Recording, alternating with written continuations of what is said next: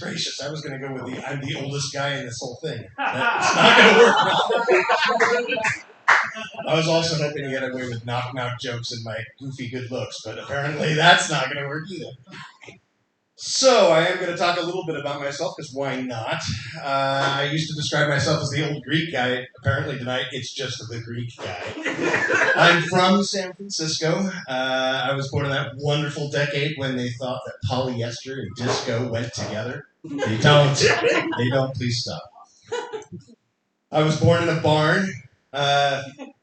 Okay, it was a refurbished barn. It's not like three old guys showed up at my birth and went, "We bring you dim sum, acid, and Pink Floyd albums." It was a refurbished barn. There weren't barn animals or anything, but it was a long while ago. And then my parents moved me to Novato, which is like Panera, but a city. Don't laugh too hard at that if any of you are from Sebastopol, because I basically described that as a retirement home for art students from Berkeley. So, which I was really worried about telling that joke, because I'm like, especially since I didn't know how drunk any of you were going to be. So 50-50, Sebastopol, and they're going to be a little angry, but it's drunk, so maybe okay. My parents moved me to Nevada. It was a horrible experience. There were no good toy stores. There was no good Chinese food. It was just white people as far as I could see. Speaking of miserable experiences, I was married for 20 years.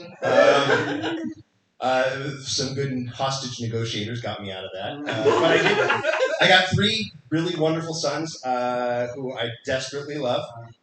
They're all grown now. 2 don't talk to me. 1 still won't stop. Hi, Mike. I also recently had a heart attack.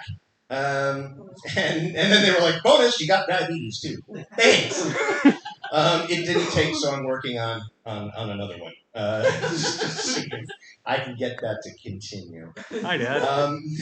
Just now, 30-second pause there on the response. Good job. And he still talks to me. So the real thing I was going to talk tonight was basically about something that's really annoyed the hell out of me, because I was going to go a little bit more into my history and life, because it's funny at times. But I had a long week at work, and it really, really drives me nuts. I work customer service. I would like to get a round of applause for our bartender back there. I guarantee he puts up with some crap that he does not believe. I work behind a counter, and my gold star, the one that got me to change what I was going to talk about tonight, was last week I had a guy come up and ask for the polio chicken. Not paleo, which any 7-year-old can read, but polio.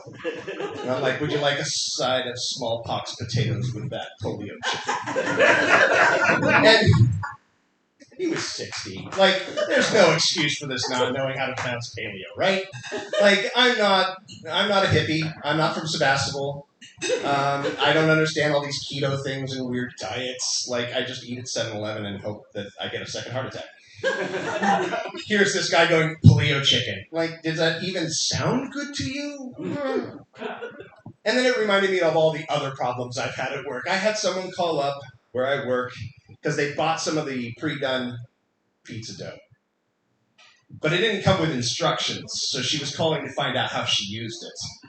I'm like, well, what do you mean? She goes, well, do I roll it out? Do I bake it first? Do I then put stuff on it? I'm like, no. You roll it out like it's a pizza. And she goes, well, what temperature do I do it at? I'm like, it's a pizza. I don't know. We have a 600-degree oven. I don't think you can get that high. So please, just put that on there. And we're almost there, and he's flashing the light. So I'm going to tell the one story that I've told for the last 13 years. I'm going to emotionally damage all of you with this story. 13 years ago, this happened to me, and I have not gotten over it. This woman comes up to the counter. She says, do you have any three-bean salad?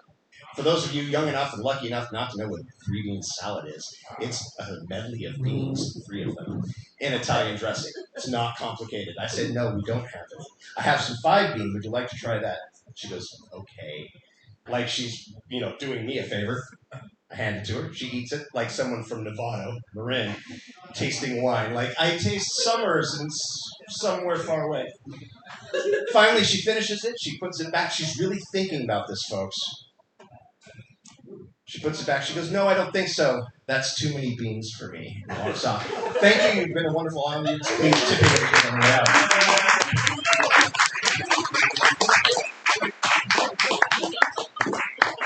Keep it going for Josh, everybody!